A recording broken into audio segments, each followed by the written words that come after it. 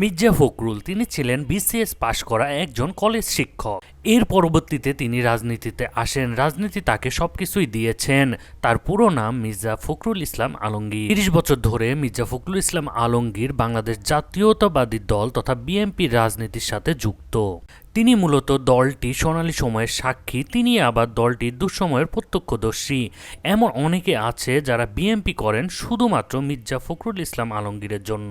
রাজনীতিতে পরনিন্দা পরচর্চা এগুলো নতুন কোনো কিছু নয়, তবে মির্জা ফখরুলের মুখে এগুলো কখনোই শোনা যায়নি। তিনি সুস্থ ধারার রাজনীতিতে বিশ্বাসী। চলুন জেনে নিই তার জীবনী সম্পর্কে।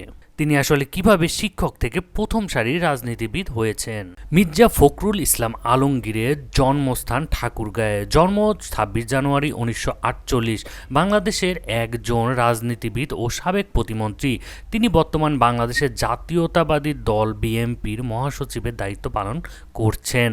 ২০০১ সালের অষ্টম জাতীয় সংসদ নির্বাচনে তিনি ঠাকুরগাঁও ১ থেকে বিএনপির মনোনয়নে সংসদ সদস্য নির্বাচিত হয়ে প্রথম কৃষি মন্ত্রণালয় ও পরবর্তীতে বেসামরিক বিমান পরিবহন ও পর্যটক মন্ত্রণালয়ের প্রতিমন্ত্রী হিসেবে দায়িত্ব পালন করেন।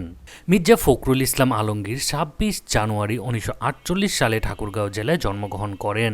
তার পিতার নাম মির্জা রুহুল আমিন ও মাতা মির্জা ফাতেমা আমিন। শিক্ষাজীবনে মির্জা ফখরুল ঢাকা কলেজ থেকে উচ্চ মাধ্যমিক পাশ করেন এবং ঢাকা বিশ্ববিদ্যালয় থেকে তিনি অর্থনীতিতে স্নাতক ও স্নাতকোত্তর ডিগ্রি অর্জন করেন। ১৯৭২ সালে বিসিএস পরীক্ষায় উত্তীর্ণ হয়ে শিক্ষা ক্যাডার ঢাকা কলেজ অর্থনীতি বিভাগে শিক্ষকতা পেশায় যোগদান করেন। পরবর্তীতে বেশ কয়েকটি সরকারি কলেজের অধ্যাপনা করেন। অন্যান্য সরকারি দায়িত্বের মধ্যে মির্জা ফখরুল বাংলাদেশের সরকারের পরিদর্শন ও আয় ব্যয় পরীক্ষণ অধিদপ্তরের একজন নিরীক্ষক হিসেবে কাজ করেন। ১৯৭৯ সালে জিয়াউর রহমানের শাসনামলে তৎকালীন উপপ্রধানমন্ত্রী এস.এ. বারীর ব্যক্তিগত সচিব হিসেবে দায়িত্ব পান তিনি। ১৯৮২ সালে হোসেন মোহাম্মদ এরশাদ রাষ্ট্রীয় ক্ষমতায় আসার পর বারী পদত্যাগ করার পূর্ব পর্যন্ত তিনি এ দায়িত্ব পালন করেন। বারী পদত্যাগ করার পর মির্জা ফখরুল তার শিক্ষকতা পেশায় ফিরে যান। এ সময় তিনি ঠাকুরগাঁও সরকারি কলেজের অর্থনীতির অধ্যাপক হিসেবে যোগদান করেন।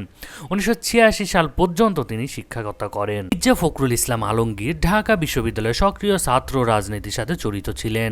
তিনি তৎকালীন পূর্ব পাকিস্তানের ছাত্র ইউনিয়নের একজন সদস্য ছিলেন এবং সংগঠনটির এস.এম. হল শাখার সাধারণ সম্পাদক নির্বাচিত হয়েছিলেন। ১৯৬৯ এর গণ অভ্যুত্থানের সময় তিনি সংগঠনটির ঢাকা বিশ্ববিদ্যালয় শাখার সভাপতি ছিলেন। ১৯৮৬ সালে পৌরসভা নির্বাচনকে সামনে রেখে মির্জা ফখরুল তার শিক্ষাগত